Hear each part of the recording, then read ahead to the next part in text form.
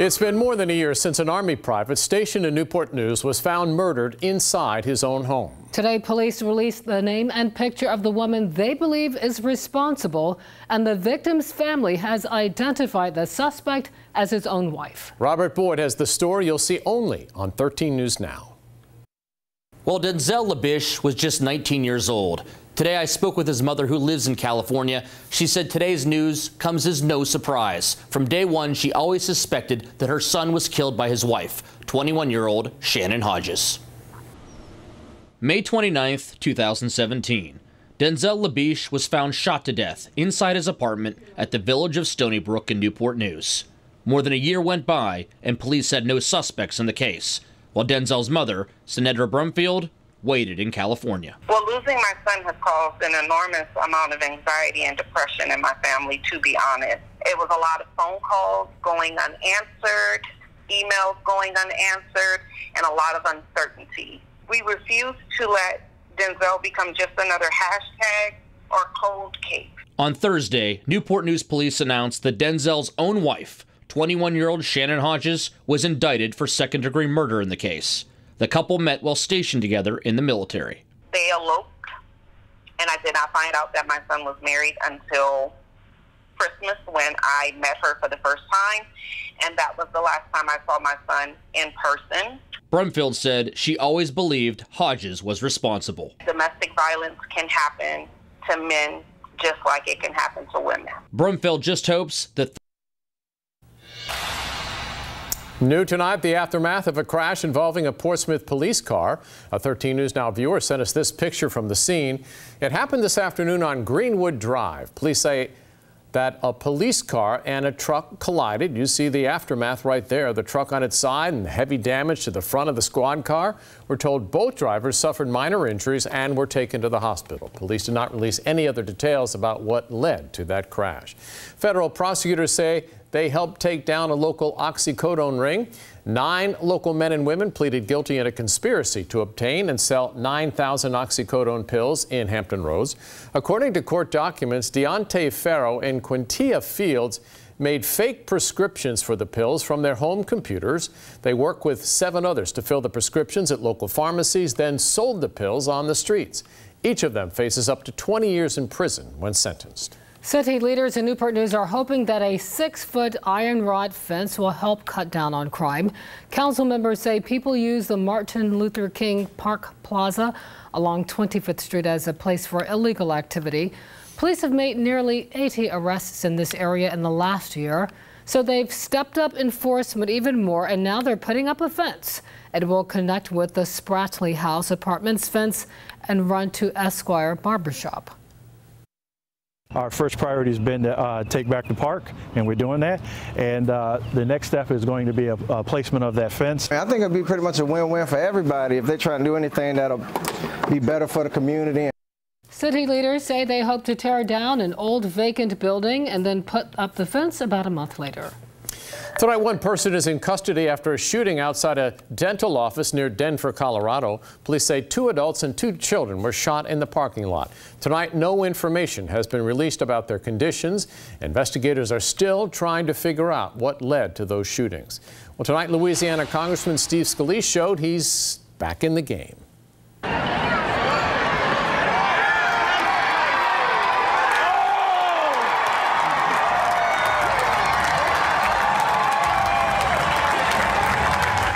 Scalise made the first play at the annual charity congressional baseball game. It was just a year ago that Scalise, the House Majority Whip, nearly died after getting shot. A gunman opened fire on Republican lawmakers as they were practicing for that charity game. Scalise was among 4 people who were shot. He has had a long road to recovery, but tonight he started the game at second base, and Republicans as they took on the Democrats. Turning now to the immigration battle, there have been nationwide protests over the Trump administration's policy separating immigrant parents and children at the U.S.-Mexico border. ABC's Maggie Rulli reports the White House is standing by its policy even as tensions grow. Outrage is growing from the streets. Shut it down! to inside the White House briefing room. Don't you have any empathy for what these people are going through? They have less than you do. Guys, Sarah, come on, settle down. It's a serious question. These people have nothing. They come to the border with nothing, and you throw children in cages. You're a parent. You're a parent of young children. Don't you have any empathy for what they go through? Jill, go ahead. Making politics personal. Angry over the Trump administration's zero-tolerance policy, which separates families entering illegally at the border. Since it was announced in May, nearly 700 children have been separated from their parents. The Trump administration insists they're simply upholding the law, saying that when families enter the country illegally, the children cannot be sent to jail, so the families must be separated. The administration's defending their policy with the Bible. I would cite you to the Apostle Paul and his clear and wise command in Romans 13 to obey the laws of the government because God has ordained the government for his purposes. I can say that it is very biblical to enforce the law. That is actually repeated a number of times throughout the Bible. But dozens of Christian faith leaders are speaking out, including one of the president's biggest supporters, evangelist Franklin Graham. It's terrible to see families ripped apart, and I don't support that one bit. The back and forth leaving many families stranded in the middle. This mother tells ABC her 5-year-old daughter was taken from her for days after she illegally crossed the border, saying what is happening is inhumane. Maggie Rulli, ABC News, New York. AT&T and Time Warner have completed their merger just 2 days after a federal judge approved it. It's one of the biggest media deals ever. The merger could shape the way consumers stream TVs and movies and how much they pay for them. The Department of Justice had tried to block the deal, saying it would hurt consumers and competition in the market.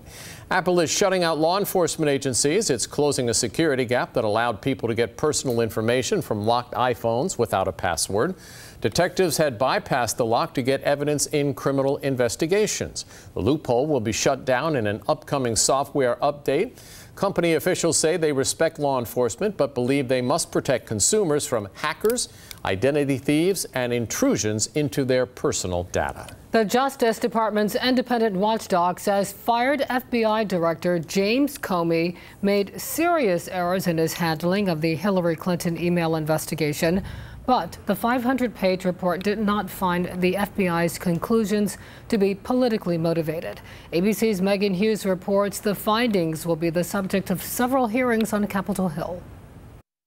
Fired FBI Director James Comey got a rebuke from the Inspector General's report for that July 2016 news conference, criticizing and later clearing Hillary Clinton. There is evidence that they were extremely careless in their handling of very sensitive, highly classified information. The IG found it extraordinary and insubordinate that Comey refused to tell his Justice Department bosses what he would say. It found that he had usurped the authority of the Attorney General. Democrats blasted Comey for going public just before the election with more Clinton news, while remaining silent on the Russia investigation swirling around candidate Donald Trump. At the end of the day, the actions reviewed in this report helped Donald Trump win the election, not the other way around. Republicans are seizing on the report to back up their own battle against the FBI. It reaffirmed the president's suspicions about Comey's conduct and the political bias among some of the members of the FBI. The report does criticize 2 FBI officials who exchanged anti-Trump text messages during the 2016 campaign, including 2 new ones released in the report. Former FBI attorney Lisa Page writing to FBI agent Peter Strzok in August of 2016. He's not ever going to become president, right? Right? Strzok responds, no, he's not. We'll stop it. FBI Director Chris Wray promised changes ahead, but also defended the institution. This report did not find any evidence of political bias or improper considerations actually impacting the investigation under review.